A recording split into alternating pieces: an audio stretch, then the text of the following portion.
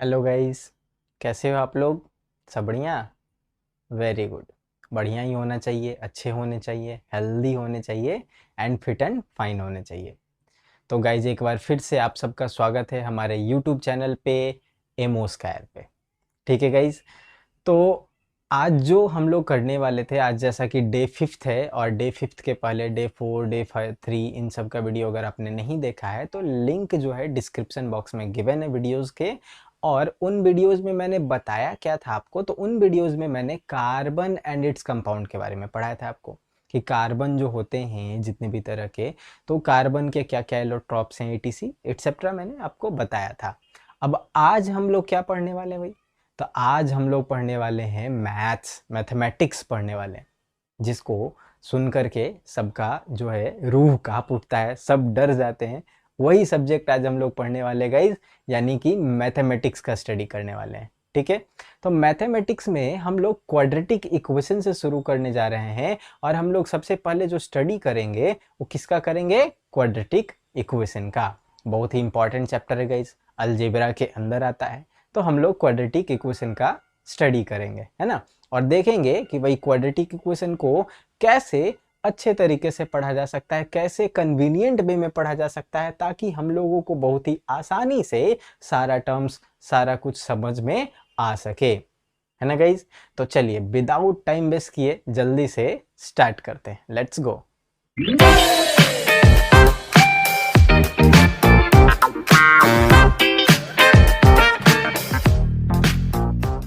So, okay guys, as you can see here, we have taken the topic the quadratic equation standard 10 by JP Sinha. भाई पहली बार अपने channel पे maths पढ़ा रहा हूँ, है ना।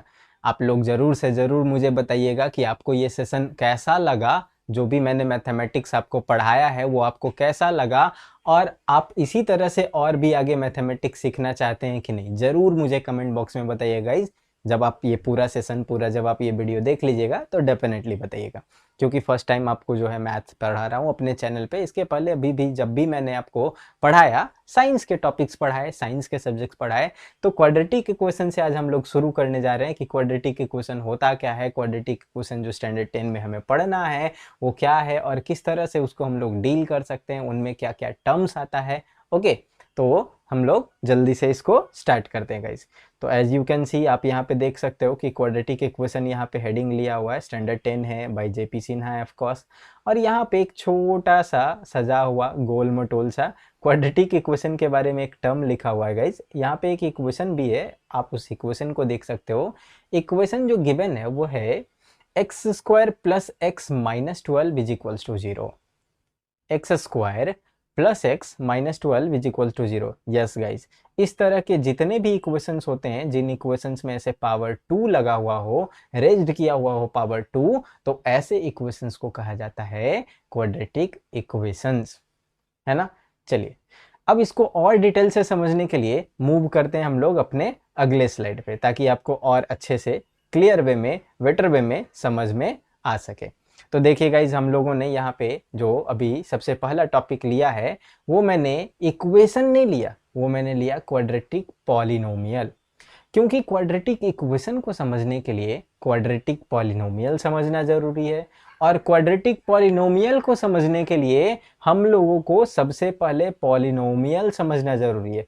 तो इसे भी हम लोग बाद में देखेंगे, पहले हम लोग शुरू करते हैं पॉलिनोमियल को, कि पॉलिनोमियल आखिर किसे कहा जाता है गाइज। ओके, तो पॉलिनोमियल का बहुत ही सिंपल सा डेफिनेशन है, आपने डेफिनेटली इसके पहले वेरिएबल एंड कांस्टेंट पढ़ा होगा। वेरिएबल ऐसे टर्म्स को कहा जाता है जो x बाई etc के टर्म में लिखा हो रहता है, जिसका वैल्यू वेरी करे। The term which value is vary is known as variable, the term which value is fixed remains constant is known as constant, है ना गाइज। तो वेरिएबल एंड कांस्टेंट को जब कभी भी मिला करके, दो या दो से ज्यादा अलजेब्रिक टर्म्स को मिला करके सम वगैरह के फॉर्म में लिखा जाता है, तब उसको क्या कहते हैं हम लोग? पॉलिनोमियल। तो पॉलिनोमियल का देखिए यहाँ पे डेफिनेशन क्या हो गया? डेफिनेशन हो गया an expression of more than two algebraic term.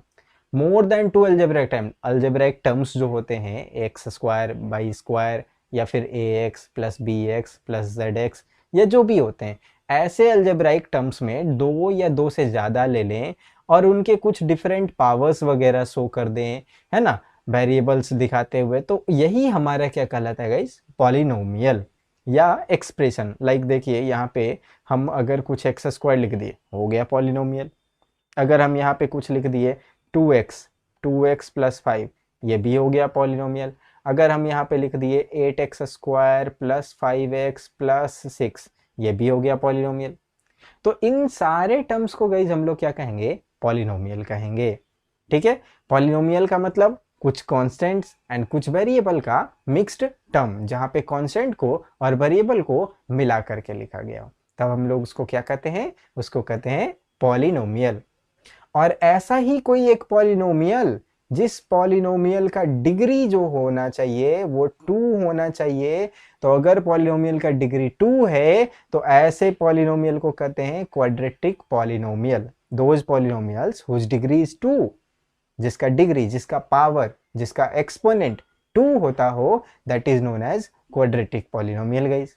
तो इसको क्वाड्रेटिक पॉलिनोमियल कहेंगे। और इसका फॉर्मेट जो होगा, ये फॉर्मेट होगा x square plus b plus c के फॉर्म में, x square plus B x plus c के फॉर्म में। यहाँ ए और बी और सी को एक कुछ कांस्टेंट माना जाता है और एक्स को वेरिएबल माना जाता है, और इसी वेरिएबल के पावर में जो भी टर्म्स हैं वो पावर 2 के फॉर्म में हो तो इसको क्वाड्रेटिक इक्वेशन कह दिया जाता है गाइस। तो बहुत ही आसान सा टर्म है क्वाड्रेटिक इक्वेशन। हाँ, यहाँ एक चीज डेफिनेट आप लोग ध्यान देना, a should not be equal to 0। a 0 नहीं होना चाहिए। क्यों नहीं होना चाहिए भाई? a अगर 0 हो जाएगा, देखो तो यहाँ 0 इंटू एक्स स्क्वायर होगा, मतलब एक्स स्क्वायर जो होगा वो 0 से मल्टीप्लाई होगा, तो 0 से मल्टीप्लाई होगा तो वो टर्म ही बन जाएगा 0। तो वो टर्म 0 बन जाएगा, तो पावर तो हमारा वहां 0 रह गया ना। अब भाई पावर अगर 0 रह गया मतलब समझ लो कि वो क्वाड्रेटिक इक्वेशन नहीं है। यहाँ पे पावर 2 वाला कोई टर्म ही नहीं रहेगा। फिर यहाँ पे बच क्या जाएगा, यहाँ पे सिर्फ बच जाएगा vx प्लस सी। तो bx प्लस सी जो बच जाएगा ये क्वाड्रेटिक नहीं कहला सकता है, ये लीनियर कहला सकता है, क्योंकि इसमें पावर कितना है, 1 है। इसको और अच्छे से समझने के लिए जरा सा हम लोग पॉलिनोमियल के टाइप्स पे आते हैं और पॉलिनोमियल के टाइप्स को पढ़ के देखते हैं गाइस। ओके, तो let's move in the page number 3। तो देखिए पेज नंबर 3 में हमारा क्या है, इसमें है टाइप्स ऑफ पॉलिनोमियल। मतलब जब हम पॉलिनोमियल को क्लासीफाई करें या पॉलिनोमियल का हम बंटवारा करें, डिवाइड उसको करें, तो पॉलिनोमियल कितने टाइप्स में आ सकता है, कितने क्लासेस में बांटा जा सकता है, इसको हम लोग टाइप्स ऑफ पॉलिनोमियल कर रहे हैं। तो टाइप्स ऑफ पॉलिनोमियल हम लोगों ने 2 बेसिस पे किया है। जो पहला बेसिस है यहाँ क्लासीफाई करने का, वो है on the basis of term, on the basis of terms है गाइस। और यहाँ पे है on the basis of its power, इसके पावर के बेसिस पे। तो 2 बेसिस पे हमने क्लासीफाई किया। तो अगर आप टर्म्स के बेसिस पे क्लासीफाई कर रहे हो, कभी भी कोई भी टर्म्स के बेसिस पे अगर आप क्लासीफाई कर रहे हो पॉलिनोमियल के, तो पॉलिनोमियल के टर्म्स के बेसिस पे मिलता है पहला पार्ट मोनोमियल। तो अब देखो मोनो का मतलब, तो मोनो का मतलब एक, मोनो का मतलब एक, और मोनोमियल का मतलब एक टर्म वाला पॉलिनोमियल। तो इसको हम लोग ऐसे देख सकते हैं, एग्जाम्पल के लिए देखिए 7 अगर कहीं लिखा हुआ है तो इसमें कितने टर्म्स हैं, बस एक टर्म। कहीं 13n ऐसे लिखा हुआ है, ये भी कितने टर्म है, बस एक टर्म। -5zq लिखा हुआ है, कितने टर्म है, एक टर्म। 4ab³ लिखा हुआ है, कितने टर्म है, एक टर्म। तो जब एक टर्म वाला कोई भी ऐसा कंटेंट लिखा हुआ हो तो उसको कहा जाता है मोनोमियल। सिमिलरली टू दैट, अगर 2 टर्म्स वाले हों तो उनको क्या कहा जाएगा, बाइनोमियल। 3 टर्म्स वाले हों तो ट्राइनोमियल। 4 टर्म्स वाले हों तो क्वाड्नोमियल, क्वाड्नोमियल। ओके, उसको 4 को क्वाड्नोमियल, या सिंपली अगर 3 से ज्यादा होने लगे तो या तो आप क्वाड्नोमियल नहीं बोलना चाहते हो तो आप डायरेक्टली बोल दो पॉलिनोमियल। क्या बोल दो गाइज, पॉलिनोमियल। तो 3 के बाद जब एक्स्ट्रा होने लगते हैं तो उसको पॉली बोल देते हैं। पॉली मतलब बहुत सारा, तो पॉलिनोमियल हो गया, बहुत सारे टर्म्स हैं उसमें, तो पॉलिनोमियल कहा जाएगा। तो जैसे कि आप इस एग्जाम्पल में देख सकते हो गाइज, यहाँ एक टर्म है a², दूसरा टर्म है 2ab, तीसरा टर्म है b²। तो ऐसे में अगर कोई भी टर्म्स हमें मिलता है जहां 1 2 3 टर्म्स ऐसे करके दिखाए हुए हों तो इनको कहा जाएगा ट्राइनोमियल। जहां 2 टर्म्स हो उनको कहा जाएगा बाइनोमियल, और जहाँ एक ही टर्म हो उसको कहा जाएगा मोनोमियल। तो आई होप सो आप पॉलिनोमियल के यहाँ पे टाइप्स को समझ गए होंगे। चलिए, अब समझ गए हैं तो जल्दी से मुझे कमेंट बॉक्स में इसके बारे में बताइएगा कि इसको क्या कहा जाएगा। ये जो एग्जांपल मैं यहाँ लिख रहा हूँ ये क्या होगा, पॉलिनोमियल होगा कि मोनोमियल होगा। ए स्क्वायर है प्लस बी एक्स है प्लस सी स्क्वायर है, बताइएगा इसको मुझे कि इसको क्या कहा जाएगा, मोनोमियल या बाइनोमियल या ट्राइनोमियल।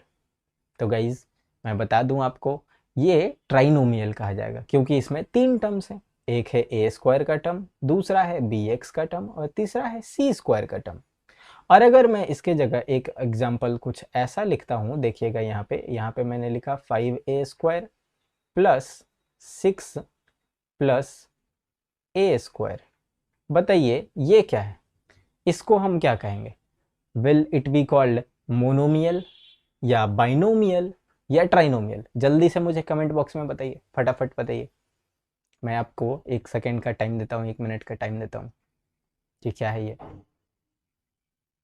कर दिया कमेंट? कर दिया सब लोगों ने? चलो कर दिया तो अब देखो ये क्या है, ये है यहाँ पे बाइनोमियल गाइस, ट्राइनोमियल नहीं है। अगर आपने ट्राइनोमियल कमेंट लिखा है तो आपने गलत लिखा है। ये क्या है, ये है बाइनोमियल। इसमें दो ही टर्म्स हैं, अगर आप ध्यान से देखो तो ये 5a स्क्वायर वाला टर्म इस a स्क्वायर के साथ तो एडअप हो जाएगा गाइस। तो अगर ये एडअप हो जाएगा, ये दोनों अगर ज्वाइन हो जाएगा तो इसका मतलब वो एक सिंगल टर्म बन गया, 5a स्क्वायर और a स्क्वायर मिला दो 6a स्क्वायर बन जाएगा कि नहीं। तो यहाँ पे ओवरऑल ये बन जाएगा 6a स्क्वायर प्लस 6। इसका मतलब इसमें सिर्फ दो टर्म्स हुए हैं, इसलिए ये क्या कहलाएगा, बाइनोमियल कहलाएगा। तो ध्यान से समझने की जरूरत है भाई कि कौन सा पॉलिनोमियल है कौन सा बाइनोमियल है। अगर ध्यान से नहीं समझोगे बच्चों तो माइंड में कॉन्सेप्ट गड़बड़ बैठ जाएगा, और गड़बड़ बैठ जाएगा तो फिर क्या हो जाएगा, सारा गड़बड़ घोटाला होकर रह जाएगा। जैसे लालू यादव चारा घोटाला कर दिए ना, वैसे ही घोटाला होके रह जाएगा आपका मार्क्स भी। तो इसलिए बड़ा ध्यान से इसको देखिएगा गाइस। तो टर्म्स के बेसिस पे बांटते हैं हम लोग, तो मोनोमियल जहां एक टर्म हो, बाइनोमियल जहां दो टर्म हो और ट्राइनोमियल जहां तीन टर्म्स होते हों। और अगर पावर के बेसिस पे बांटा जाए तो पावर के बेसिस पे पहला पॉलिनोमियल कहलाता है जीरो पॉलिनोमियल। क्या कहलाता है गाइस, जीरो पॉलिनोमियल, जिसमें वेरिएबल हो ही नहीं, या यूं कह लें कि वेरिएबल का पावर जीरो। जैसे कि एग्जाम्पल आप यहाँ देख ही रहे हो, 2 लिखा हुआ है, 3 लिखा हुआ है, 5 लिखा हुआ है, ऐसे कोई भी टर्म जीरो पॉलिनोमियल कहलाते हैं। तो जैसे देखो यहाँ पे 3 है, अगर 3 के साथ x मैं लिखूं भी और x का पावर मैं जीरो कर दूं तो बताइए क्या बन जाएगा, x to the power zero कितना, 1। x to the power zero कितना, 1। 3 इंटू 1, ये x to the power zero का वैल्यू हुआ 1। तो ओवरऑल ये हो गया 3 इंटू 1, एंड 3 इंटू 1 कितना होता है गाइस, 3। तो 3 एक ऐसा पॉलिनोमियल है जिस पॉलिनोमियल में x का पावर जीरो था। x का पावर कितना था, जीरो। तो अगर कोई भी टर्म का पावर जीरो हो तो it will be called zero polynomial. क्या कहेंगे इसको, जीरो पॉलिनोमियल कहेंगे।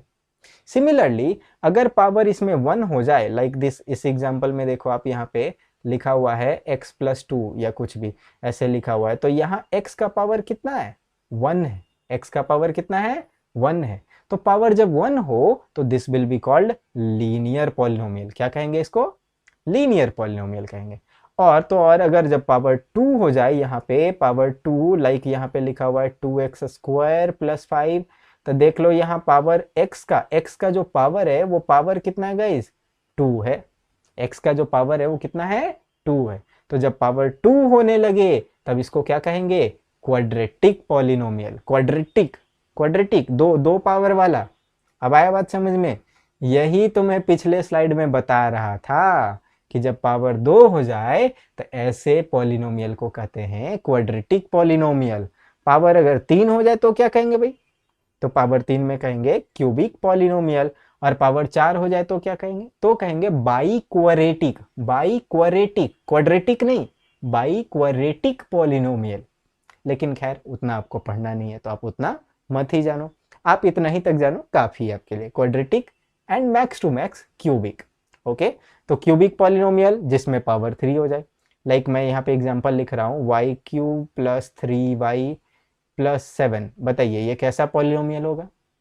क्यूबिक, पावर 3 है भाई, इसलिए क्यूबिक पॉलिनोमियल हो गया। ओके, तो पावर यहाँ पे देखना है कि जो रेज्ड पावर है इन सारे कंपोनेंट्स का, इन सारे इक्वेशन का, वो कितना है। जो पावर होगा उसके हिसाब से हम उस पॉलिनोमियल को वही नाम देंगे, जीरो पॉलिनोमियल या लीनियर पॉलिनोमियल या क्वाड्रेटिक पॉलिनोमियल या क्यूबिक पॉलिनोमियल या बाइक्वाड्रेटिक पॉलिनोमियल, ऐसा भी बोल सकते हैं। ओके, और 4 से भी ज्यादा हो जाए तो क्या कहेंगे? तो कहेंगे पॉली पॉलिनोमियल, पॉली पॉलिनोमियल, क्योंकि पावर उसमें 4 से ज्यादा होगी। ओके गाइस, तो दैट्स व्हाट अबाउट इट, यही मैं आपको बताना चाह रहा था। तो इसमें बहुत ध्यान से आपको सोचने समझने की जरूरत है कि यहाँ पावर क्या है नहीं है, और इस बेसिस पे क्लासीफाई करने की जरूरत है। तो फाइनली हम कह सकते हैं कि हमारे पास जो रिलेशन आ गया पॉलिनोमियल के लिए, वो हमें मिल गया कि पॉलिनोमियल एक ऐसा टर्म होता है, पॉलिनोमियल एक ऐसा टर्म होता है जिसमें कुछ कांस्टेंट्स एंड वेरिएबल एक साथ मिला के लिखे होते हैं, और कांस्टेंट एंड वेरिएबल लिखने के बाद उसका जो पावर रेज्ड किया हुआ होता है, कुछ पावर, वो पावर अगर 2 हो जाए तो उसको क्वाड्रेटिक पॉलिनोमियल कहते हैं। तो अब क्वाड्रेटिक पॉलिनोमियल से आगे बढ़ के फाइनली हम आते हैं क्वाड्रेटिक इक्वेशन पे, कि क्वाड्रेटिक इक्वेशन किसको कहेंगे। क्वाड्रेटिक इक्वेशन सबसे पहली बार जो मैंने यहाँ पे आपको बताया था, पेज नंबर 2 में आप देख लो, यहाँ पे मैंने बताया था क्वाड्रेटिक पॉलिनोमियल। क्या बताया था मैंने? Quadratic polynomial guys. ये पेज नंबर 3 में मैं आ गया, मैं फिर से वापस आता हूँ। हाँ, तो पेज नंबर 2 में अगर हम आते हैं तो यहाँ पे मैंने बताया था क्वाड्रेटिक पॉलिनोमियल। क्वाड्रेटिक पॉलिनोमियल, जहाँ पे पॉलिनोमियल ऐसा एक टर्म था जिसमें डिग्री पावर जो हो वो 2 हो और x square plus B x plus c के फॉर्मेट का हो, तो इसको कहेंगे क्वाड्रेटिक पॉलिनोमियल। और इसी क्वाड्रेटिक पॉलिनोमियल को गाइज अगर हम इक्वेट कर दें जीरो से, इक्वेट कर दें, इक्वल टू में करके लिख दें, इक्वल टू में करके लिख दें, तब यही क्या कहला जाएगा? Quadratic equation. क्योंकि यहाँ वर्ड देख लो ना, ये वर्ड क्या आ गया? इक्वेशन। तो इक्वेशन वर्ड जो बना है किससे बना है? इक्वल टू से, इक्वल वर्ड से बना है इक्वेशन। मतलब यहाँ इक्वल लाना होगा किसी टर्म के, तो आप जो भी उधर इक्वेशंस लिख रहे थे, like 2x square plus 5 plus 9x, ऐसा कुछ भी लिख रहे थे, अगर हम इसको इक्वल टू 0 कर दें, या फिर 0 आप नहीं भी करो, इक्वल टू 5 कर दो, इक्वल टू 8 कर दो, मतलब इक्वल के फॉर्मेट में ला करके लिख दो, तब इसको क्या कहा जाएगा गाइस? क्वाड्रेटिक इक्वेशन कहा जाएगा। क्या कहा जाएगा? Quadratic equation. जब तक 0 नहीं रहे, जब तक ये 0 नहीं है, तब तक क्वाड्रेटिक पॉलिनोमियल। जैसे ही 0 आ जाए या 0 के अलावा कोई भी टर्म आ जाए, इक्वल टू में कुछ भी आ जाना चाहिए, तब उसको क्या कहेंगे हम लोग? Quadratic equation. लाइक यहाँ पे देखो, अगर 0 हम नहीं भी लिखना चाहें तो हम लिख सकते हैं 2x square plus 5 is equal to 6x, मान लेते हैं हम ऐसा लिख दिए। इसको भी क्या कहा जाएगा भाई? इसको भी कहा जाएगा क्वाड्रेटिक इक्वेशन। ये भी एक क्वाड्रेटिक इक्वेशन है, ऐसा नहीं है कि इक्वल टू में 0 होना चाहिए। आप देख लो, इसको जब आप कैरी करके इस साइड ले आओगे तो ऑटोमेटिकली उधर 0 हो जाएगा। समझ गए बात को? तो उधर 0 ही लिखा रहे, जरूरी नहीं उधर कुछ भी लिखा रहे, हम उसको कैरी करके ले आएंगे ना इस साइड। इस साइड जैसे ही कैरी करके लाएंगे, ट्रांसपोज कर लेंगे, तो ऑटोमेटिकली दूसरे तरफ मेरा बचेगा 0, और तब कहला जाएगा क्वाड्रेटिक इक्वेशन। तो दैट्स व्हाट अबाउट इट। तो क्वाड्रेटिक इक्वेशन कब होगा? जब px जो पॉलिनोमियल था उसको हम इक्वेट कर दें किसी दूसरे टर्म से। 0 से कर दे तो ज़्यादा अच्छा है, 0 करने में फिर ट्रांसपोज करने का कोई मुसीबत आपके, है ना, माइंड में नहीं रहेगा गाइस। समझ रहे बात को, है ना? तो इस तरह से क्वाड्रेटिक इक्वेशन को हम लोग डिफाइन कर सकते हैं कि when a quadratic polynomial is written in equal to form, equal to के फॉर्म में लिखा हुआ हो, then this will be known as quadratic equation. तब इसको हम लोग क्या कहेंगे? क्वाड्रेटिक इक्वेशन कहेंगे गाइस। चलिए अब आगे बढ़ते हैं। तो यहाँ पे होता है types of quadratic equation. Okay, types, कि इसके टाइप्स क्या क्या है। तो let's see the types. Types इसमें है, क्वाड्रेटिक इक्वेशन के 2 टाइप्स यहाँ पे बताए गए हैं। एक टाइप को कहते हैं कंप्लीट क्वाड्रेटिक इक्वेशन, एक टाइप को क्या कहते हैं? कंप्लीट क्वाड्रेटिक इक्वेशन, और दूसरे टाइप को हम लोग क्या कहते हैं?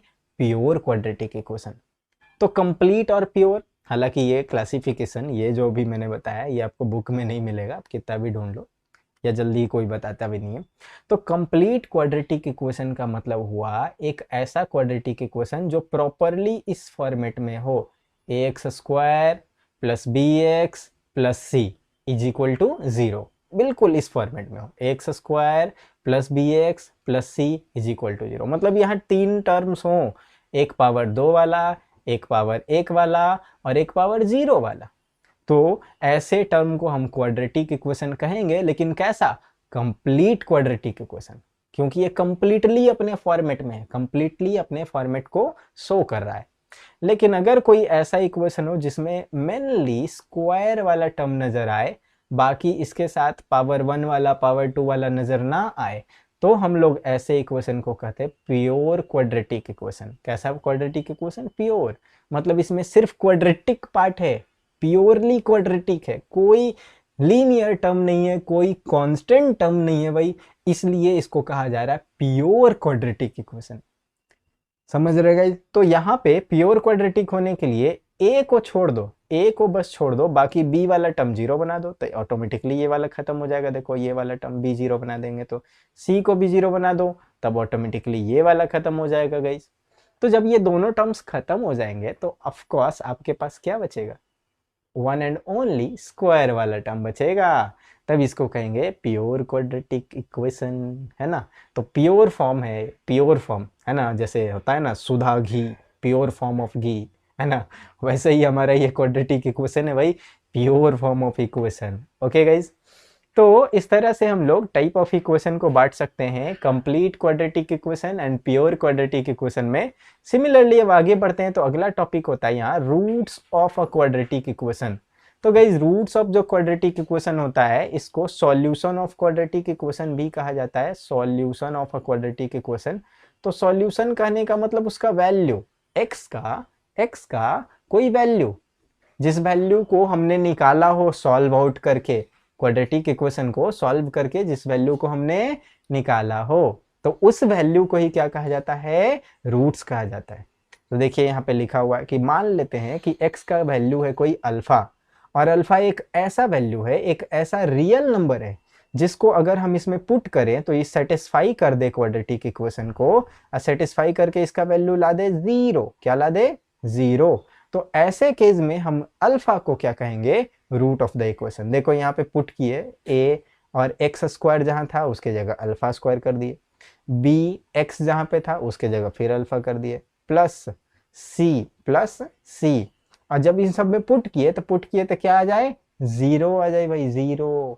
x के जगह वो वैल्यू क्या आ जाए? 0 आ जाए, वहां पे x के जगह पुट करने पे टोटल टर्म 0 हो जाए। तो ऐसे वैल्यू को, ऐसे अल्फा को हम लोग यहाँ क्या कहते हैं? तो ऐसे अल्फा को कहते हैं roots of the quadratic equation. क्या कहते हैं guys? Roots of the quadratic equation. Quadratic equation का रूट्स इसको माना जाता है कि ये इसका रूट्स है, इसका सॉल्यूशन है, इसका वैल्यू है, तो रूट्स भी आप इसको बोल सकते हो। यहाँ रूट्स का मतलब जड़ नहीं है, साइंस वाला नहीं है, अभी मैं साइंस का टीचर नहीं हूँ, डोंट वरी, अभी मैं मैथ्स का टीचर हूँ। रूट्स मतलब यहाँ जड़ नहीं होगा, रूट्स मतलब होगा सॉल्यूशन। रूट्स मतलब एक्स का वो वैल्यू जिस वैल्यू को सेटिस्फाई करे, है ना। तो इस टर्म को रूट्स यहाँ कहा जाता है गाइस, है ना, जिसको पुट करने के बाद इक्वेशन कंप्लीटली सेटिस्फाई हो जाए तो उसको क्या कहेंगे? रूट्स कहेंगे।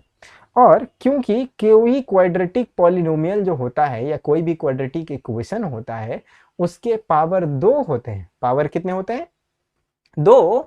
इसलिए किसी भी क्वाड्रेटिक इक्वेशन का जो रूट्स होगा वो रूट्स भी 2 होगा guys. 2 roots will be there, 2 zeros will be there. 2 roots होंगे, 2 रूट्स यानी 2 सॉल्यूशन होंगे, यानी कि 2 जीरोज होंगे। जीरोज भी उसको कहा जाता है, रूट्स को, सॉल्यूशन को जीरोज भी बोल सकते हैं। तो कोई भी क्वाड्रेटिक पॉलिनोमियल के या कोई भी क्वाड्रेटिक इक्वेशन के कितने रूट्स होंगे, कितने वैल्यूज होंगे? 2 वैल्यूज होंगे, 2 जीरोज होंगे। ठीक है, जनरली इसको अल्फा और बीटा माना जाता है। जो 2 रूट्स होते हैं, इन 2 रूट्स को एक को माना जाता है अल्फा और दूसरे रूट को माना जाता है बीटा। आप अपने अकॉर्डिंग भी मान सकते हो, आपकी मर्जी। आप mn मानना चाहते हो mn मान लो, आप pq मानना चाहते हो pq मान लो। तो रूट्स इस तरह से इसके डिपेंड करते हैं उसके वैल्यू पे, है ना। वैल्यू के अकॉर्डिंग रूट्स बदलेगा, लेकिन रूट्स रहेगा कितना? 2 रहेगा। कोई भी क्वाड्रेटिक इक्वेशन है तो उसके रूट कितने होंगे, 2 होंगे, 2 डेफिनेट होंगे। ओके गाइज, तो यही यहाँ पे बताया जा रहा है। तो a x square plus B x plus c का यहाँ पे बताया जा रहा है कि रूट्स जो होंगे वो 2 होंगे। वो क्वाड्रेटिक पॉलिनोमियल के जैसे 2 होते हैं, उसी तरह इक्वेशन के भी कितने होंगे, 2 रूट्स होंगे। तो दैट्स अबाउट इट गाइज। अब मूव करते हैं अपने नेक्स्ट स्लाइड पे। ये हमारा नेक्स्ट स्लाइड देखिए क्या कहता है। तो नेक्स्ट स्लाइड है हमारा methods of solving the quadratic equation. क्योंकि हम लोग जान गए कि सॉल्व करेंगे क्वाड्रेटिक इक्वेशन को, तो सॉल्व करेंगे तो हम लोगों को क्या मिलेगा, पता है ना। सॉल्व करेंगे तो हम लोगों को मिलेगा रूट्स, हम लोगों को मिलेगा उसका सॉल्यूशन, हम लोगों को मिलेगा उसके जीरोज, आप इनमें से जो बोल दो, हम लोगों को मिलेगा उसका वैल्यू, एक्स का वैल्यू। तो इसमें से जो मिले, तो ये अगर चाहिए तो क्वाड्रेटिक इक्वेशन को तो भाई सॉल्व करना पड़ेगा, बिना सॉल्व किए तो कुछ नहीं मिलेगा। तो इसलिए इसको सॉल्व जरूर से जरूर करिएगा। तो सॉल्व करने के mainly how many methods will be there, 3 methods are there. 3 तरह के मेथड्स हैं वहां पे। कौन कौन से हैं, पहला है फैक्टराइजेशन मेथड, जिसमें हम लोग एक फैक्टर बना देते हैं, मिडिल टर्म को स्प्लिट कर देते हैं, फैक्टर कर देते हैं और फैक्टर करके निकालते हैं, तो इसको कहते हैं फैक्टराइजेशन मेथड। इसको कई जगह लोग मिडिल टर्म स्प्लिटिंग मेथड भी बोलते हैं। Middle term splitting method, middle term splitting method, क्योंकि इसमें मिडिल टर्म को स्प्लिट किया जाता है। गाइस क्या किया जाता है, मिडिल टर्म को स्प्लिट किया जाता है, तोड़ा जाता है, तो मिडिल टर्म स्प्लिटिंग मेथड भी कहा जाता है। दूसरा जो है हमारा वो है कंप्लीटिंग द स्क्वायर मेथड, जिसमें हम लोग उसको स्क्वायर के फॉर्मेट में ला देते हैं। जो क्वाड्रेटिक इक्वेशन होता है ना, उसको एक होल स्क्वायर के फॉर्मेट में ला देते हैं, यानी a प्लस बी के होल स्क्वायर जैसा बना देते हैं। तो a प्लस बी के होल स्क्वायर जैसा बना करके तब उसको सॉल्व करते हैं गाइस। तो इसको कंप्लीटिंग स्क्वायर मेथड कहा जाता है। और तीसरा है क्वाड्रेटिक फॉर्मूला मेथड, जिसमें हम लोग कोई क्वाड्रेटिक फॉर्मूला लगा के करते हैं। एक फार्मूला आता है, फार्मूला बना देते हैं, डेराइव कर लेते हैं पहले से, और फार्मूला डेराइव करके उसको अप्लाई करते हैं, तो इसको क्वाड्रेटिक फार्मूला मेथड कहते हैं। इसी को कुछ बुक वगैरह ने लिखा है श्रीधराचार्य रूल करके, ऐसे कुछ लिखा है इसको, है ना, समथिंग श्रीधराचार्य रूल। तो डोंट नो बाबू ऐसा कुछ एक्चुअल में है कि नहीं, मैं नहीं कह सकता हूँ। श्रीधराचार्य रूल भी इसको कुछ बुक लोग बोलते हैं कि श्रीधराचार्य रूल है ये, है ना, ऐसे करके उसको कहा जाता है। मे बी ये इंडियन कोई फिलोसोफर होंगे जो जिन्होंने इसके रूट्स को सॉल्व करने के लिए बताए होंगे, तो इसलिए उनके नेम के बेसिस पे ऐसा कुछ कहा जाता है। तो क्वाड्रेटिक इक्वेशन को सॉल्व करने के 3 मेन मेथड्स हैं। फैक्टराइजेशन मेथड, जिसमें आप फैक्टर करोगे, मिडिल टर्म को तोड़ोगे, स्प्लिट करोगे। दूसरा है कंप्लीटिंग स्क्वायर मेथड, जिसमें स्क्वायर कंप्लीट करोगे। और तीसरा है क्वाड्रेटिक फॉर्मूला मेथड। ओके, तो 3 मेथड है गाइस। हम लोग इस पे प्रैक्टिस भी करेंगे, लेकिन चलिए इसके पहले देख ले जरा कि फैक्टराइजेशन मेथड जो होता है वो होता क्या है। तो let's move to the next page. Okay, तो नेक्स्ट पेज में देखिए गाइस है हमारा फैक्टराइजेशन मेथड, कि फैक्टराइजेशन मेथड होता क्या है। तो फैक्टराइजेशन मेथड एक ऐसा मेथड होता है जिसमें मिडिल टर्म का हम लोग 2 फैक्टर बना देते हैं। लाइक अगर यहाँ पे कोई एक इक्वेशन हो a x square plus B x plus C is equal to 0, और इसको अगर आपको सॉल्व करना है तो आप यहाँ ए एक्स स्क्वायर रहने दो, और ये b वाले टर्म को आप 2 पार्ट में डिवाइड कर दो। बच्चों कितने पार्ट में डिवाइड कर दो, b वाले पार्ट को 2 पार्ट में डिवाइड कर दो। ऐसा करो कि ये 2 टर्म में स्प्लिट हो जाए। ओके, और 2 टर्म में जब स्प्लिट हो तो इस बात का ध्यान देना है कि दोनों को सम करके या डिफरेंस करके यही आना चाहिए, वापस ये b ही आना चाहिए। ओके, तो हम लोग इसको लेट सपोज 2 टर्म में यहाँ पे स्प्लिट कर दिए। मान लेते हैं ऐसा कि एक मैंने कर लिया अल्फा एक्स और एक मैंने कर लिया बीटा एक्स। अल्फा और बीटा के टर्म में मैंने इसको डिवाइड कर दिया, और फिर इधर मैंने जो सी था उस सी को सी यहाँ लिख दिया इक्वल टू 0। तो ऐसे करने से क्या होगा कि ये 2 टर्म्स में बढ़ जाएगा, 2 टर्म्स इधर 2 टर्म्स इधर, तो ये फैक्टर बन जाएगा। अब चलिए एग्जैक्ट एग्जाम्पल लेकर के दिखाता हूँ तो आपको ज़्यादा समझ में आएगा। लेट्स सपोज कि यहाँ पे है 2x स्क्वायर, कितना है यहाँ पे 2x स्क्वायर है गाइस।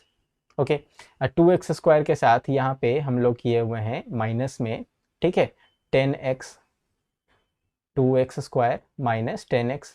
अब प्लस यहाँ पे हम क्या किए हुए हैं, ठीक है, तो यहाँ पे प्लस किए हुए हैं 12, प्लस क्या किए हुए हैं 12 इज इक्वल टू मैंने लिखा है 0।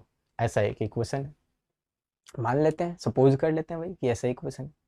तो इस इक्वेशन में क्या करना है, मिडिल वाला टर्म को आपको इस तरह से स्प्लिट करना है, दो हिस्से में, दो पार्ट में स्प्लिट करना है कि उन दोनों को सम करके वापस यही आए, सम करके या सब्ट्रैक्ट करके वापस यही आए, 10x ही आए। लेकिन उन दोनों को प्रोडक्ट करें तो प्रोडक्ट इस दोनों के प्रोडक्ट के बराबर आए, इस दोनों के प्रोडक्ट के बराबर। तो ये फैक्टराइजेशन मेथड कहलाता है गाइस। ऐसा फैक्टर करने के लिए आप क्लास 9 में सीखे होंगे। तो आप देखो, अगर इन दोनों का हम प्रोडक्ट करते हैं 2x स्क्वायर का और 12 का, तो 12 टू जो 24x स्क्वायर आएगा।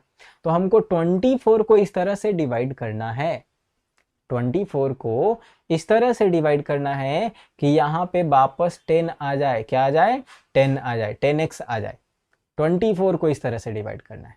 तो अब आप सोचो कि 24 को हम कैसे डिवाइड कर सकते हैं, क्योंकि यहाँ देख लो, यहाँ पे मल्टीप्लाई करेंगे अगर 12 को 2x स्क्वायर से, तो ये क्या आ जाएगा, 12 टू जा 24 और x square is equal to x square. तो इसको अब दो पार्ट में तोड़ना है। तो 24 को आप तोड़ सकते हो 12 और 2 में, 12 और 2 में। तो देखो 12 को 2 को घटाएंगे, सब्ट्रैक्ट करेंगे तो 10x जैसा भी आ जाएगा, 10x जैसा आना चाहिए, तो 10x जैसा भी आ जाएगा गाइस, है ना। आप इसको तोड़ सकते हो 6 एंड 4 में, 6 एंड 4 में, इससे भी 10 जैसा आ जाएगा। लेकिन आप किस में तोड़ोगे एग्जैक्टली, ये ध्यान से सोचो। क्या 12 2 में? कई सारे बच्चे जल्दीबाजी करते हैं तो 12 2 में तोड़ देते हैं, कई सारे जल्दीबाजी करते हैं तो 6 4 में तोड़ देते हैं। लेकिन टूटेगा कोई एक ही फैक्टर्स में, या तो 12 एंड 2 में टूटेगा या तो 3 एंड 4 में टूटेगा। अब आप कहोगे सर इसमें 8 एंड 3 में भी तो तोड़ सकते थे, तो 8 एंड 3 तो पहले ही कैंसिल हो गया। 8 3 जा 24 जरूर होता है गाइज, लेकिन 8 और 3 को ऐड या सब्ट्रैक्ट करने से कभी भी 10 नहीं आ सकता है, तो ये तो पहले ही कैंसिल हो गया, 8 3 में नहीं तोड़ सकते। 6 एंड 4 में चांसेस है, क्योंकि 6 और 4 जोड़ के 10 आएगा।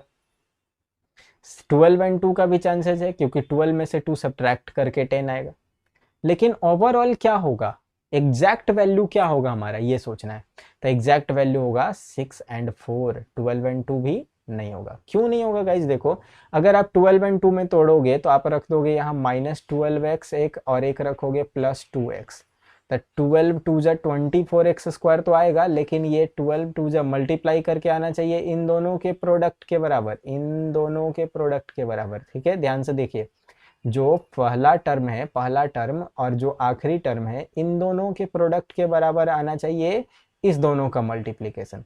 तो यहाँ पे हमने लिखा -12 को 2 के साथ मल्टीप्लाई किए, तो ये आ गया -24x स्क्वायर, जो कि मुझे नहीं लाना था, मुझे लाना था +24x स्क्वायर। तो इसलिए गाइज हम लोग 12 एंड 2 में नहीं तोड़ सकते हैं। ठीक है, आया समझ में? नहीं आया तो वीडियो एक बार फिर से रिवाइंड करके देख लो, वीडियो फिर से वापस करके देख लो, समझ में आ जाएगा। और अगर यहाँ से 6 एंड 4 में देखो तोड़ते हैं, तब ये टर्म आ जाएगा।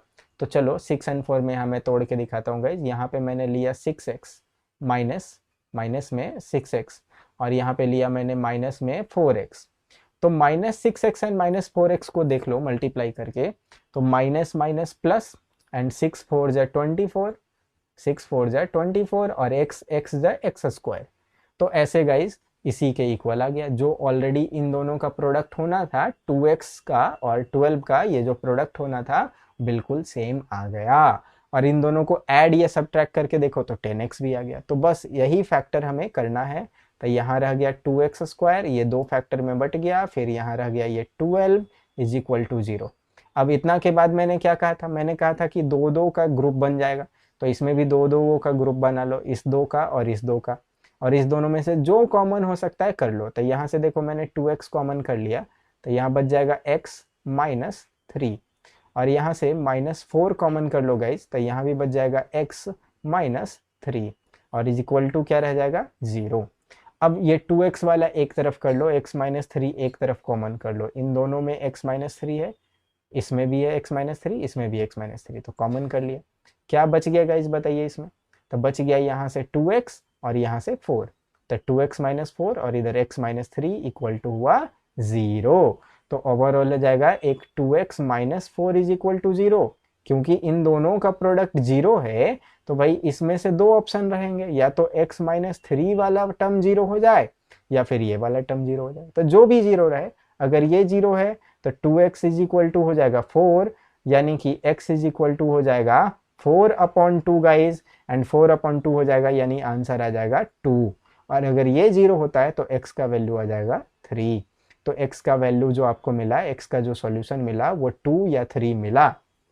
अब आप पुट करके देख लो, जब आप इसमें पुट करोगे तो वो डेफिनेटली इक्वेशन को सेटिस्फाई करेगा। चलो चेक करके देखते हैं, इसमें चेक करके देखते हैं। तो यहाँ पे था 2x² माइनस 10x प्लस 12, और इतना का वैल्यू 0 आना चाहिए अगर इसमें से कोई भी वैल्यू पुट करेंगे तो 2 अगर पुट करते हैं तो हो जाएगा 2 इंटू 2 का स्क्वायर माइनस 10 इंटू 2 और प्लस ये 12। तो देखो यहाँ से सॉल्व करके क्या हो जाएगा गाइस, 2 का स्क्वायर होता है 4, 4 टू जा हो गया 8, यहाँ हो गया माइनस 10 टू जा 20, और यहाँ हो गया प्लस में ये 12। तो 12 एंड 8 20, अब फिर ये माइनस 20, तो 20 माइनस 20 यानी 0 आ गया, 0 की नहीं। देखिए, तो इसलिए मैंने कहा था कि यहाँ x का कोई ऐसा वैल्यू होना चाहिए, x का कोई ऐसा वैल्यू होना चाहिए जिस वैल्यू को अगर इक्वेशन में पुट कर दें तो 0 आ जाए। उस वैल्यू को अगर इक्वेशन में पुट कर दें तो क्या आ जाए, 0 आ जाए। तो ऐसे वैल्यू को कहा जाता है roots of the quadratic equation, या फिर zeros of the quadratic equation, या फिर solution of the quadratic equation, या वैल्यू ऑफ x, ऐसा कहा जाता है। ठीक है गाइस, तो ये मेथड था हमारा फैक्टराइजेशन मेथड।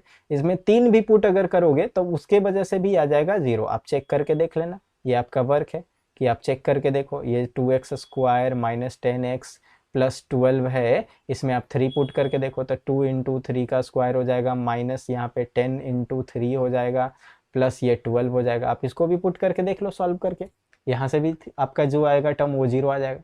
9 टू जा 18, इधर 10 3 जा 30, 18 एंड 12 30, 30 माइनस 30 0, सिंपल। तो ऐसे ये जो हमारा मेथड है, इस मेथड को कहते हैं फैक्टराइजेशन मेथड। अब चलिए मूव करते हैं अपने नेक्स्ट स्लाइड पे। नेक्स्ट स्लाइड है कंप्लीटिंग द स्क्वायर मेथड। कौन सा मेथड है भाई, completing the square method. Square method complete करके तब सॉल्व करना कहलाता है कंप्लीटिंग द स्क्वायर मेथड। तो कंप्लीटिंग द स्क्वायर मेथड में हमें क्या करना है, कोई भी जो हमारा क्वाड्रेटिक इक्वेशन है, मान लेते हैं कि ax² plus bx plus c type में हमारा कोई क्वाड्रेटिक इक्वेशन है गाइज। तो इस क्वाड्रेटिक इक्वेशन में आपको करना कुछ नहीं है, आपको सिंपली बस इतना करना है कि इसको स्क्वायर बनाने की सोचना है। कैसे इसको मैं होल स्क्वायर बना सकता हूँ। तो देखो, कभी भी कोई होल स्क्वायर रहता है, लाइक कभी भी यहाँ पे आप साइड में पहले सोच लो कि अगर a प्लस बी का होल स्क्वायर जैसा मुझे बनाना है, मतलब यहाँ पे मुझे चाहिए होगा एक तो a² प्लस यहाँ पे चाहिए होगा b² और प्लस यहाँ पे चाहिए होगा 2ab, ऐसा टर्म चाहिए होगा गाइस। यानी यहाँ पे a² चाहिए, अगर x रहता तो यहाँ a² के जगह मुझे x² चाहिए होता। तो देखो यहाँ पे x² है ना, यहाँ पे x², तो ये बेनिफिट है। लेकिन ये a क्या कर रहा है भाई, a यहाँ डिस्टर्ब कर रहा है हमको। a को हटा दो, a को जल्दी से हटा दो, a मुझे डिस्टर्ब कर रहा है। तो a को हटाने के लिए हमने क्या किया, हमने डिवाइड मार दिया इसके हर टर्म को a से, ताकि a यहाँ से हट जाए। तो आप इधर a से डिवाइड किए हो तो दूसरे साइड भी a से ऑफ कोर्स डिवाइड करोगे, तब ना होगा। तो इधर a से डिवाइड करने की वजह से देखो ये a कट गया और बच गया हमारा x² plus b by a x plus c by a is equal to 0 by a यानी 0। तो x² आ गया भाई, बहुत खुशी हुई, खुशखबरी, x आ गया। अब क्या करना है, अब हमको 2ab लाने की सोचना है, 2ab। तो x² को यहाँ साइड में रहने दो। अब बीच में सोचो, यहाँ 2ab बनाना है, 2ab, जिसमें a के जगह पे मेरा पार्ट यहाँ x है, a के जगह पे यहाँ पे मेरा पार्ट क्या है, x है। तो x यहाँ पे से तो दिख रहा है, 2 नहीं है, तो 2 हमने एक्स्ट्रा से लाया, कहीं से कैरी करके ले आए, कहीं से उठा के ले आए 2, है ना, बाजार में मिल रहा था गिरा पड़ा हुआ, वहां से हम उठा के ले आए 2 को। ठीक है गाइस, 2 को हमने क्या किया, उठा के ले आए। तो 2 को ले आए उठा करके। अब 2 लाने के बाद क्या किए, a लाना था, तो 2a के जगह पे तो मेरा x है तो x रख दिए, और यहाँ पे b के जगह जो पार्ट है मेरा वो है b/a। लेकिन क्योंकि ये 2 मैंने लगाया था तो इसके बदले यहाँ डिवाइड भी 2 से मैं ही करूँगा। तो देखो ये बन गया, ये 2, ये a और ये पूरा टर्म बन गया मेरा b, 2ab। क्या बन गया गाइज, 2ab। अब क्या करना है, अब आपको यहाँ पे आगे क्या करना है, इस b का स्क्वायर कर देना है। ये जो b पार्ट है मेरा b/2a, इसका स्क्वायर कर देना है एक्स्ट्रा से, क्योंकि लास्ट में b स्क्वायर भी तो आपको लाना था, तो b स्क्वायर के जगह पे b/2a का स्क्वायर मिला, वही ला दिए। अब क्योंकि ये मैंने एक्स्ट्रा रखा है इक्वेशन में, तो इसको आप माइनस भी करोगे। b/2a का स्क्वायर आपने लाया है तो आप इसको सब्ट्रैक्ट भी करो। और आखिरी में ये जो था मेरा c/a को रहने दो, इक्वल टू क्या कर दो, 0।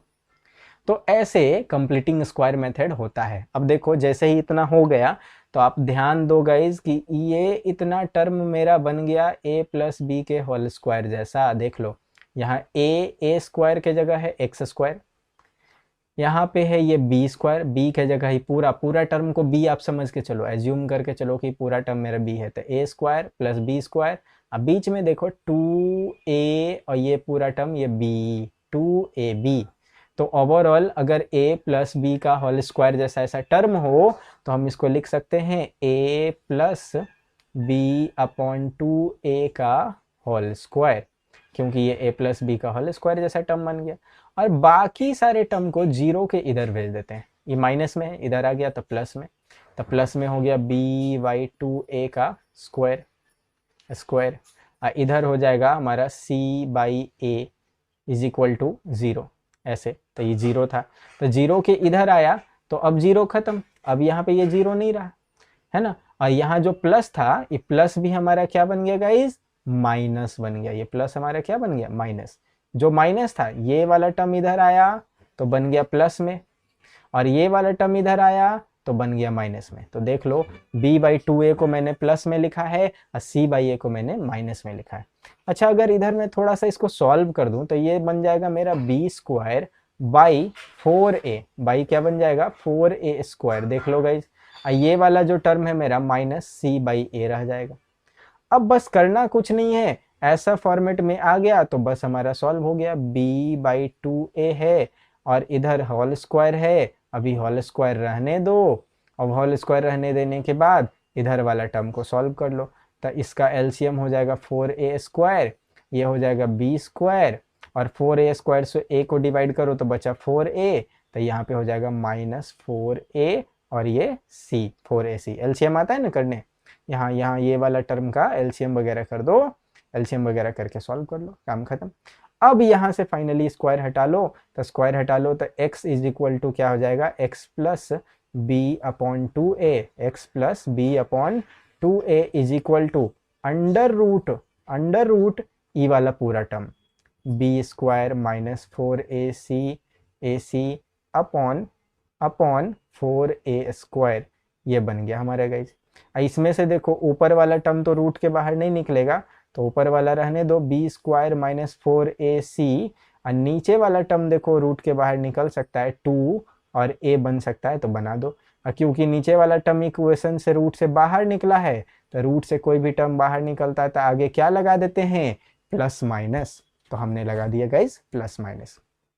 अब finally x is equal to क्या हो गया, अब x इक्वल टू निकालो तो ये b/2a को भी इधर भेजना पड़ेगा, तो हो जाएगा इधर जाके प्लस वाला टर्म बन जाएगा माइनस, तो माइनस b/2a, बीच में प्लस माइनस, और उसके बाद फिर अंडर रूट। इस पूरे टर्म को कहते हैं डिस्क्रिमिनांट, इस पूरे टर्म को, तो आप इसके जगह d लिख दो। अब डिस्क्रिमिनांट क्या होता है वो भी मैं बताऊंगा, लेकिन आज वाले क्लास में नहीं, अगले वाले क्लास में बताऊंगा। तो अभी फिलहाल आप समझ लो कि इसको d लिख दिया। इस तरह से हमारा x का वैल्यू जो होगा इज क्या होगा, निकल जाएगा, कैलकुलेट हो जाएगा। तो यही मेथड होता है हमारा कंप्लीटिंग स्क्वायर मेथड। क्या होता है गाइज, कंप्लीटिंग स्क्वायर मेथड। आगे बढ़ते हैं हम लोग नेक्स्ट पे। नेक्स्ट स्लाइड है हमारा स्लाइड 8। तो स्लाइड 8 है हमारा नेक्स्ट क्लास का, कि नेक्स्ट क्लास में अब हम लोग एक और मेथड पढ़ेंगे, क्वाड्रेटिक फार्मूला मेथड, है ना। हालांकि क्वाड्रेटिक फार्मूला मेथड एक तरह से देखा जाए तो आपको डिस्क्राइब हो गया है गाइज, है ना। डिस्क्राइब इसलिए हो गया है क्योंकि आपके जो पिछले स्लाइड में था, ये वाला इस लास्ट स्लाइड में, ये वही फार्मूला है, वही फार्मूला निकला है, क्वाड्रेटिक निकला है। कंप्लीटिंग स्क्वायर करते हुए ही वो फार्मूला निकलता है, इसलिए ये फार्मूला मेथड समझिए एक तरह से आपने सीख लिया है। तो फिर भी अगले क्लास में मैं थोड़ा सा इसके बारे में और डिस्कस करूंगा। और फिर पढ़ना है relationship between the discriminant and nature of roots. ठीक है, तो ये हम लोग पढ़ेंगे नेक्स्ट क्लास में। लेकिन रुको रुको, अभी खत्म नहीं हुआ, अभी नहीं जाना है कहीं, चलो रुको रुको, अभी रुको।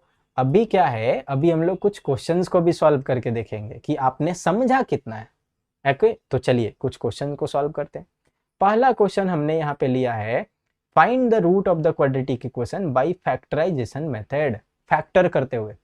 तो भाई ये सेकंड वाला बड़ा आसान लग रहा है, सेकंड वाला आप लोग करो, जल्दी से करो, चलो इसको फैक्टर करो। देखो बहुत आसान सा चीज़ है, सिंपल है। ये 100x² तो यहाँ पे रहेगा ही रहेगा।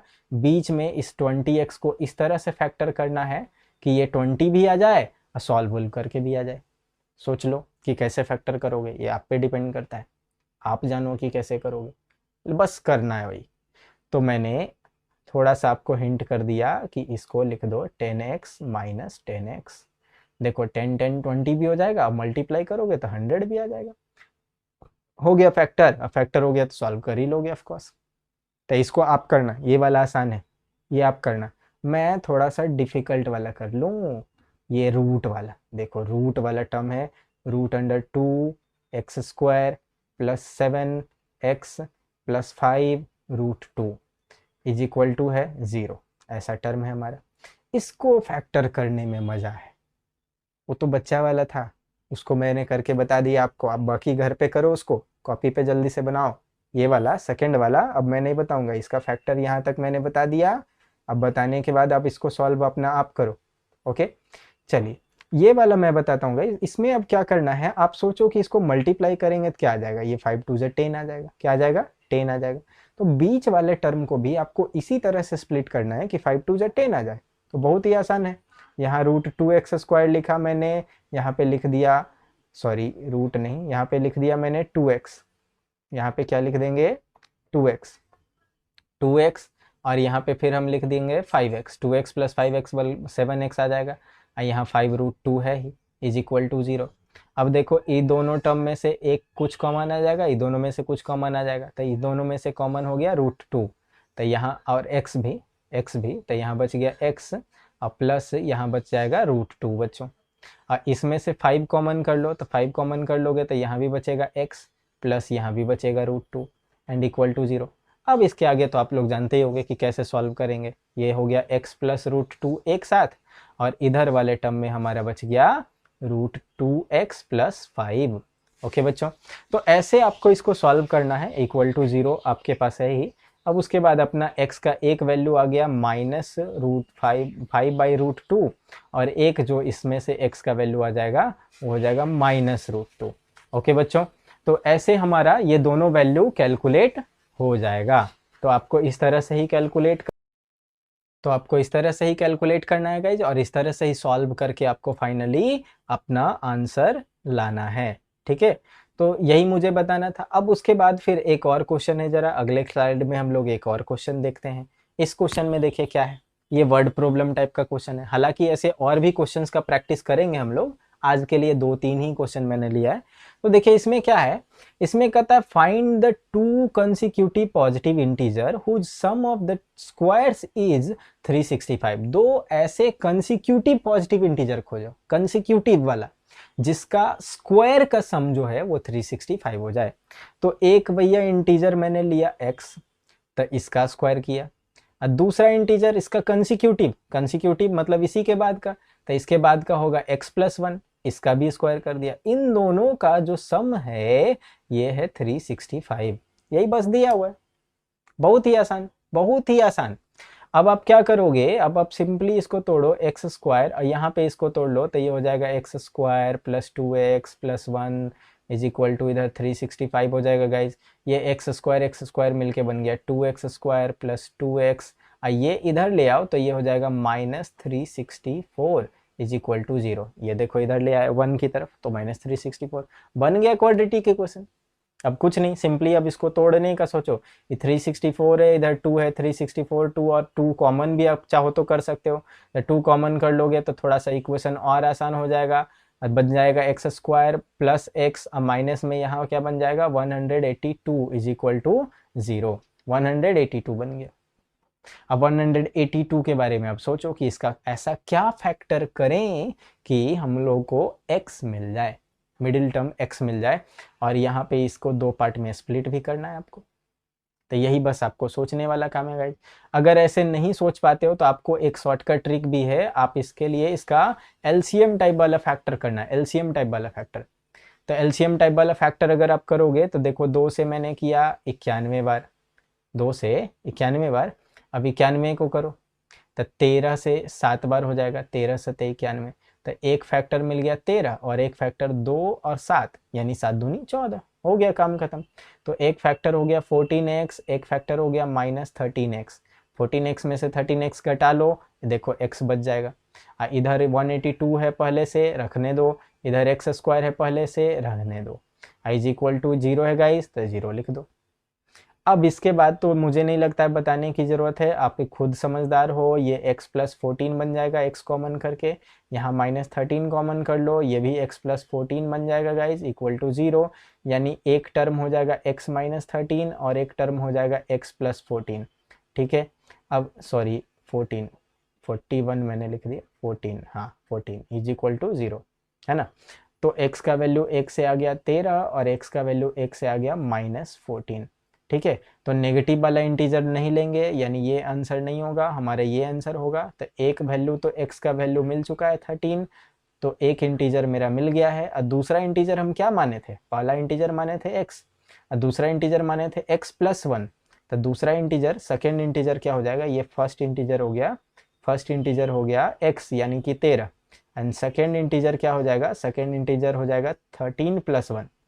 सेकेंड इंटीजर क्या हो जाएगा गाइस, 13 प्लस 1 यानी कि 14। तो देख लो, इन दोनों का मल्टीप्लाई करके, स्क्वायर मल्टी का सम करके, इन दोनों के स्क्वायर का सम 365 आएगा, चेक कर सकते हो आप।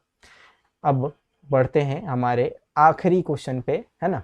तो आखिरी क्वेश्चन है guys, find the root of the following quadratic equation if they exist by the completing square method. अभी अभी देखिए, आपको मैंने कंप्लीटिंग स्क्वायर मेथड सिखाया था, वही आपको करना है, अप्लाई करना है। तो इसमें से दोनों ही आसान है, मैं एक बता देता हूँ, कोई भी आप एक ट्राई करोगे, तो मैं सेकेंड वाला बता देता हूँ। तो ये है 2x square plus x plus x minus 4 is equals to 0। Guys याद करो, आपको मैंने क्या कहा था, आपको मैंने कहा था कि यहाँ से 2 हटाना था, 2 हटाएंगे तो ये बन जाएगा एक्स स्क्वायर, डिवाइड में चला जाएगा, यहाँ पे हो जाएगा x/2, यहाँ पे हो जाएगा -4 इज इक्वल्स टू हो जाएगा 0। अब क्या करना है, ये तो एक्स स्क्वायर है ही, ए स्क्वायर के फॉर्मेट में, यहाँ पे 2a भी लगाना है, तो 2 लग गया, a के जगह x लग गया, और b के जगह पे लग गया यहाँ पे 1/2 पहले से था, एक 2 हमने लगाया तो हो गया 1/4। ये वाला 2 देखिए पहले से था, एक 2 जो हमने मल्टीप्लाई किया उसके बदले लगाया तो 1/2 हो गया, और प्लस यहाँ पे फिर क्या लगा देंगे, 1/4 का स्क्वायर, 1/4 का स्क्वायर। क्योंकि ये हमने लगाया है तो इसको हम लोग सब्ट्रैक्ट भी करेंगे बच्चों। सब्ट्रैक्ट किया, -4 लिखा, इक्वल टू क्या कर दिया, 0। अब इतना टर्म हमारा एक साथ रह जाएगा होल स्क्वायर में, अब बाकी टर्म चला जाएगा उधर, तो ये बन गया x प्लस 1/4 का होल स्क्वायर, है ना। और बाकी उधर जब चला जाएगा तो वो बन जाएगा, ये माइनस वाला टर्म बन जाएगा प्लस में, तो 1/4 प्लस में इसका स्क्वायर का जो टर्म है, और ये वाला भी माइनस है पहले से, तो ये भी उधर जाके प्लस में। इसको थोड़ा सा सॉल्व कर लो, तो 1/4 का होल स्क्वायर हो गया 1/16, और प्लस ये हो गया 4। अगर थोड़ा सा इसको एलसीएम कर लें तो ये हो जाएगा, आप देख लो 65/16 ऐसा हो जाएगा। थोड़ा सा सॉल्व कर लोगे, 16 चौके 64 प्लस 1 65/16 हो जाएगा। थोड़ा कैलकुलेशन अपना फास्ट बनाओ, क्योंकि मैथमेटिक्स अगर पढ़ना है तो कैलकुलेशन जो होगा आपको फास्ट करना ही पड़ेगा। ओके, फाइनली अब हम लोग क्या करेंगे, इसका स्क्वायर हटाएंगे, इधर रूट चला जाएगा तो हो जाएगा x plus 1/4 is equal to under root of 65/16। 65 का रूट नहीं निकल सकता है तो उसको छोड़ दो, अंदर सड़े हुए रहने दो। अब प्लस माइनस यहाँ लगाओ, 16 का रूट हो जाएगा 4, तो यहाँ 4 लिख दो। Finally x is equal to हो गया गाइज, ये -1/4 बन के इधर चला गया, इक्वल टू के इधर, यहाँ पे प्लस माइनस है, अंडर रूट 65/4। अब इसको आप सॉल्व कर लो थोड़ा सा एलसीएम उलसीएम करके, तो 4 हो गया एलसीएम, यहाँ पे हो जाएगा एक बार -1 प्लस माइनस अंडर रूट 65। तो इस तरह का इसका आंसर आ जाएगा guys. That's all about it. इसी तरह से आप चाहो तो इसका फर्स्ट वाला पार्ट आप अपना खुद से सॉल्व करके देखना, है ना। तो हम लोग ऐसे ही इन सारे इक्वेशंस को क्या करते हैं, सॉल्व करते हैं, बनाते हैं, ठीक है। तो क्वाड्रेटिक इक्वेशन में यही सारी चीज़ें हैं गाइज हमारा। चलिए, तो आई होप सो आपको मज़ा आया होगा बच्चों, इंटरेस्टेड लगा होगा क्वाड्रेटिक इक्वेशन को सॉल्व करना, क्वाड्रेटिक इक्वेशन को पढ़ना। तो अब आप क्या करेंगे, अब आप इसी तरीके से इसको पढ़ेंगे अच्छे से, और पढ़ करके इसमें कंप्लीट करेंगे क्वाड्रेटिक इक्वेशन को, इसका नोट्स वगैरह बना लेंगे, और क्वाड्रेटिक इक्वेशन के जितने भी क्वेश्चंस हैं उन क्वेश्चंस को आप लोग सॉल्व करेंगे। तो क्वेश्चन को सॉल्व करने से क्या होगा, आपके अंदर एक एबिलिटी आएगी कि हम कैसे इसको एक्चुअल में बना सकते हैं, कैसे इसको एक्चुअल में सॉल्व कर सकते हैं। तो that's all about it guys. तब तक के लिए आप वीडियो को जल्दी से कर दीजिए लाइक, अपने फ्रेंड्स के साथ भी शेयर कर दीजिए।